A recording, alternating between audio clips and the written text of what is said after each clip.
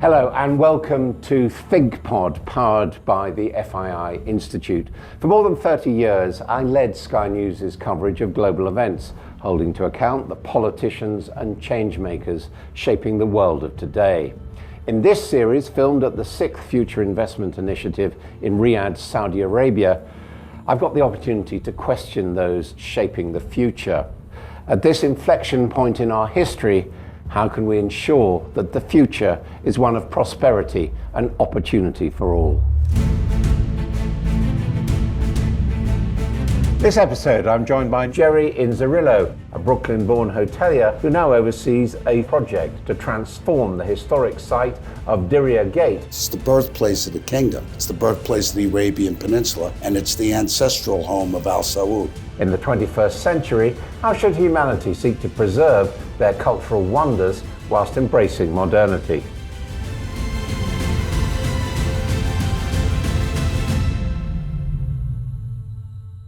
Jerry Inzerillo, thank you very much indeed for joining us on ThinkPod.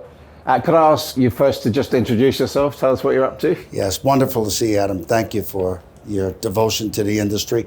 My name is Jerry Inzerillo, and I'm the group CEO of the Diriyah Gate Development Authority, which is developing the largest cultural heritage city in the world here in the Kingdom of Saudi Arabia. And how did you get to be doing that? Well, you know, I've been very fortunate because my tourism career goes back 5 decades now. So I've been all over the world. And in one of our businesses that I had, we did a lot of training in Saudi Arabia on the hospitality sector. So that led me to meet the Crown Prince, who I'm very fond of and have great respect for. And I had studied Diriyah myself in 1998 because it's the birthplace of the kingdom. It's the birthplace of the Arabian Peninsula, and it's the ancestral home of Al Saud. And I was fascinated. Why don't people know about it? So one night, the Crown Prince and I were having a conversation, and I thought that would lead to a consulting contract for one of my companies. And he said, I want you to do Diriyah. And then I said, that would be a real honor. And that's how that came about. You've given us the brief history, but tell us about it in a bit more detail. Where is it? What is the historical significance, if you like? Yes, well, because the kingdom was never open to tourism, no one knew its UNESCO World Heritage Sites. No one even knew a lot about its history, right? So 300 years ago, 30,000 people settled into a beautiful oasis here in Riyadh called the Wadi Hanifa. Here it's called Wadis, as you know. And they built a city out of mud, which became the first Saudi state. It was then destroyed, rebuilt into the second Saudi state, then destroyed, rebuilt into the third Saudi state with the founding king, who is King Abdulaziz. So now, because it's the birthplace of the Arabian Peninsula, the birthplace of the kingdom, the center of culture and heritage and the identity of the Saudi people, His Majesty the King, King Salman, the custodian of the two holy mosques, and the Crown Prince want to make it into one of the great culture heritage cities in the world, because Diriyah lives right in the middle of Riyadh, its principal city. Why was it destroyed several times? Yes, well, one of the destructions, which is very well known historically, was the threat from the Ottoman Empire. What happened was, with the House of Al Saud and with Saudi becoming very prominent as a political bloc, the Ottomans felt threatened that that political bloc would take control over the two holy mosques. The Saudis have been the custodian of the two holy mosques for hundreds of years now, so they sent quite a large army to destroy Diriyah, which they did until Al Saud rebuilt it. Then there was another set of conflicts that changed that. And now, as you know, on September 23rd, the kingdom celebrated its 92nd birthday of King Abdulaziz unifying the kingdom. But actually, King Salman last year proclaimed a new national holiday, February 22nd, which is Founding Day, which celebrates the 300-year history of Diriyah as the first Saudi state. And as far as historic monuments, what is there now? Yes, it's one of the more beautiful UNESCO sites you'll see. The old city made out of mud is still there. and it's substantial.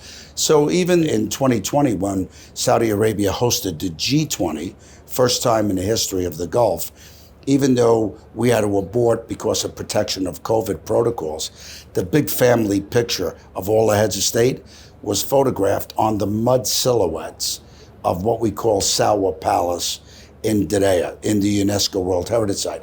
The kingdom hosted for the first time in the region the World Travel and Tourism Council Congress. And we opened to the public thereafter the UNESCO World Heritage Site for the whole world to see, in addition to major aspects of this Giga Project master plan, which have been completed on time and on budget. So this includes 38 hotels. It includes all new dining districts. We've already planted 6 million trees, bushes, palms, 2 kilometers of the Wadi Hanifa. So there's a lot of work that's been done to welcome our guests. So there's, I mean, although this is close to Riyadh, there's space to do all this, is there? Yes, it's the Diriyah master plan is 14 kilometers. So we had to identify the land. A lot of it was government owned. Consolidate the land, master plan it, urban plan it, and start to build. But in His Royal Highness's vision. It's also part, is it, of a opening up in Saudi Arabia for the rest of the world? Yes, pragmatically, if you don't open your country up, you leave the image of the country up to a very small amount of information that people can get all over the world. The beautiful thing about tourism is that people come, they see a beautiful country. People don't know the images of Saudi Arabia. They don't know it snows in the north and that we have a Seir, which is like a Switzerland, which is filled with trees and mountains. They don't know that we have the beautiful 6 UNESCO sites. Now, when you open it up, now here's the interesting thing. We opened tourism in September of 2019 with electronic visas that only took 15 minutes to get. We were doing 55,000 tourists a week. But then in March, we had to shut down to protect the society due to COVID protocols. Now, the United Nations World Travel Organization just last month said that per capita, one of the highest growth tourism countries in the world is Saudi. So 2 things get corrected. You open up the kingdom where people could see a very diverse kingdom. You know, our brothers and sisters in the Emirates who have done a great job. Emirates, Bahrain, Qatar, they're small countries. Saudi's 3.5 times the size of the state of Texas, a big country. So there's a lot here, a lot to do. And Diriyah's place will be the center of culture and heritage. I mean, when you started coming here, there wasn't a tourist industry, right? No, there was none. Well, yes, there was, but it was pilgrimages. It was holy pilgrimages to the 2 holy cities of Mecca and Medina. Pre-COVID, we had 16 million people come. Now, if you look at the 16 million, that makes it one of the big tourism countries of the world. Not a lot of countries have 16 million. But those were pilgrimages. Now what we're doing is we're preparing the 2 great cities, the holy cities of Mecca and Medina, to welcome 30 million tourists by 2030. And we're preparing the kingdom to welcome 100 million tourist visits by 2030, of which Diriyah will have 7 million as 27 million come to Riyadh. But for the holy cities, are we talking about just Muslim tourists, or?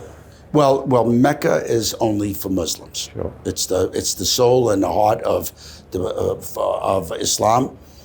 Medina, you can go to Medina, but you can't go into the Haram area, the holy area. This is a wonderful thing. So that wouldn't be for mainstream tourism, or no? But what happens now is that previously, when you came for a pilgrimage, you generally went on your pilgrimage and then returned home. If you're a Muslim, it's the highlight of your life to do a pilgrimages. But now what happens is that when you come, you have 90 days. You can go anywhere you want in the kingdom. So we know that many people who will come for their pilgrimages will enjoy the warmth and the hospitality of the Saudi people within the country. This is going to be a very big trend for us. Because, of course, many pilgrims are not rich people at all. Correct. Well, believe it or not, it's a little deceiving because the pilgrimages are a reflection of the global society. Sure. You have all facets. So you have those who are of modest means, and then you have those who are very wealthy. But there's a lot of people who would like to see more of Saudi Arabia. And we believe in opening up the kingdom to tourism. Not only will it show a beautiful country, And not only will it show warm, hospitable people, but it'll enlarge the amount of time people spend in the Gulf. This is a good thing. So I think you're going to have a renaissance of tourism in the Gulf in the next 5 years. From your voice, I don't think you started out your life here. No, you could tell by a gentle New York accent. Yeah, exactly. So how did you become we? We is attached to anyone who's devoted their life to tourism, because we means ambassadors. So when I worked in South Africa and helped Nelson Mandela, or Singapore and helped Lee Kuan Yew, when you have the privilege to work in a society, you have to understand the cultural integrity of that, the cultural sensitivities.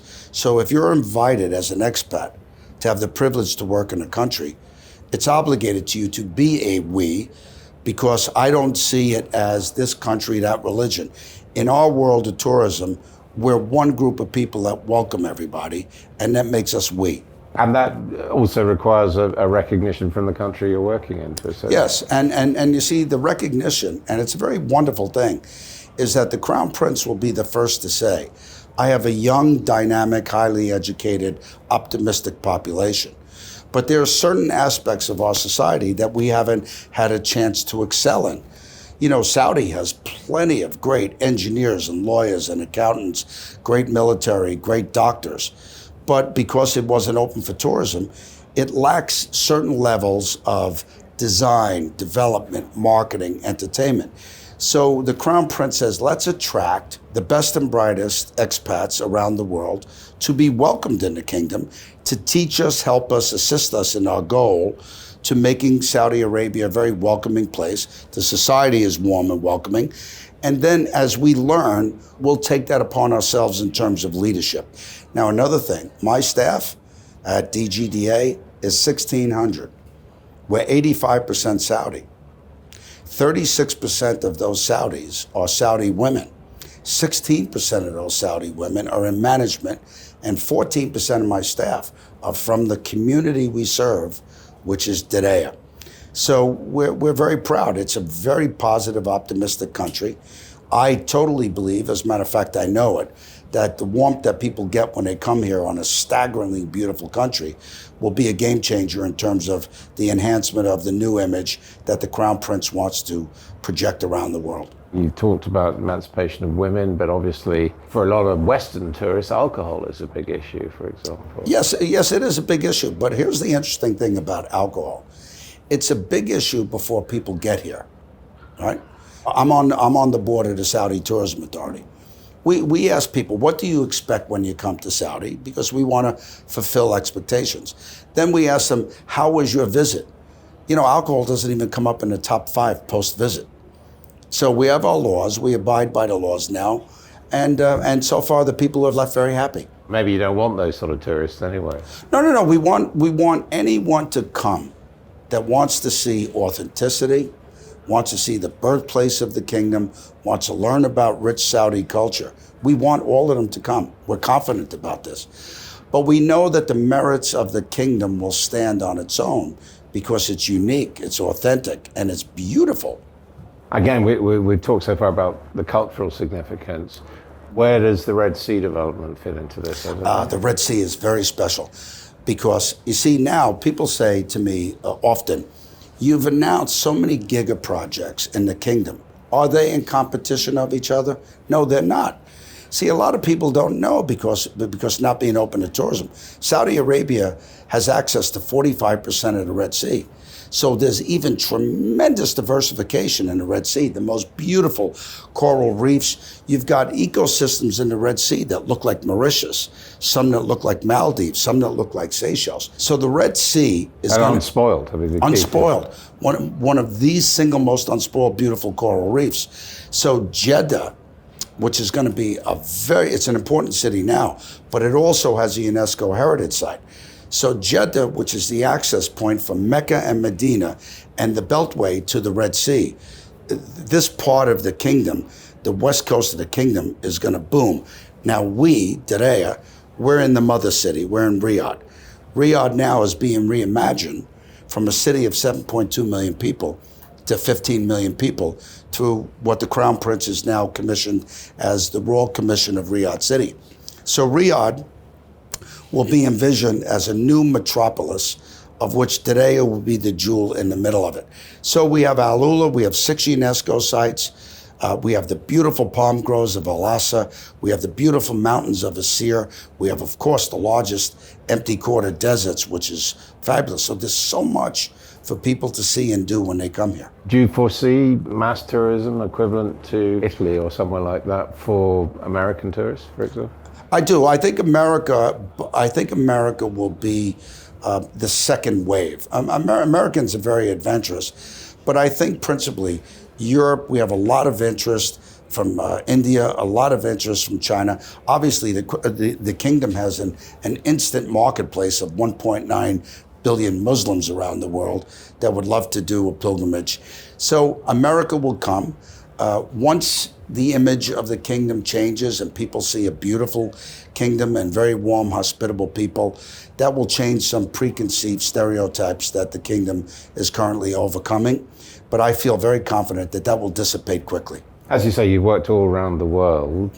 How would you compare the difficulties and the positives of working here compared to the other places that you've worked? Yeah, it's a wonderful question. And, you know, the Crown Prince allowed us to do quite a bit of media during the G20. And I gave over 200 interviews during the G20. And probably the principal question I was asked as a non-Saudi is, what's your favorite thing about working in Saudi Arabia? Because I'm here full time. The CEO's here. The Crown Prince works an 80-hour week, so we work an 81-hour week, you know. But people say, what's your favorite thing about Saudi?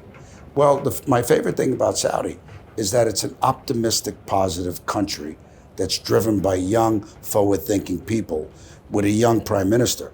So what happens now is that it's infectious. You can feel the positivity. You know, in the G20 now, and you've reported so extensively over the years, a lot of those societies now are polarized. You can't even have a decent conversation over dinner without someone raising their voice. Here, it's a very polite society, very welcoming, very warm. So it's positive. Now, on the contrary side to that, there's preconceived stereotypes and images that are stubborn, that have to be knocked away. And through social media now, with Instagram and Facebook and, you know, Snapchat, when people start showing pictures of the kingdom and tell people how warmly they've been treated, I believe those will dissipate quickly. So there is a little bit of a balancing act, but the optimism and the positivity are enormous. And just finally, you pretty much covered it, but your ambition for the next decade? My ambition is to make Diriyah one of the great global gathering places of inclusivity. My ambition is to reconnect in the vision of the Crown Prince all Saudis with their national identity. Diriyah is a place of pride. Be proud you have a 300-year history, and take your history forward to you in all your modernity of thinking. So my ambition is to make it one of the great gathering places, make it inclusive, serve our community. In order to be a good neighbor, you must be a good neighbor. And I'm hoping to incubate all the young Saudi talent in the next generation of leadership to fulfill the Crown Prince's Vision 2030. Jerry Inzerillo, thank you very much indeed. Thank you very much. In these turbulent times, don't forget to like, comment, share and subscribe to ThinkPod for more insight and analysis.